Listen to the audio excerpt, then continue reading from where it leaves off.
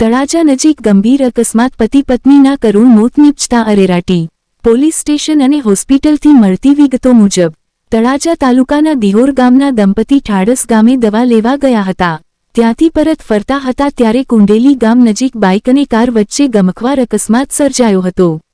ઇજાગ્રસ્ત કાંતાબેન દલપતભાઈ દિહોરા અને દલપતભાઈ ખાટાભાઈ દિહોરા બંને પતિ પત્નીને તાત્કાલિક સારવાર અર્થે પ્રથમ તળાજા હોસ્પિટલ ખસેડાયા હતા.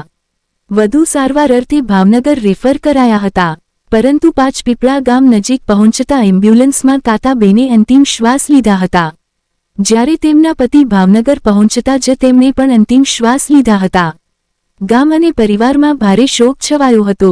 પતિ પત્ની સાથે જીવ્યા અને સાથે જ દુનિયા છોડી જતા રહેતા ભારે ગમગીની છવાઈ હતી. સૌ પ્રથમ તળાજા હોસ્પિટલ ખસેડાયા ત્યારે અગ્રણીઓ અને સેવાભાવી હોસ્પિટલ દોડી ગયા હતા. પોલીસે વધુ તપાસ હાથ ધરી હતી.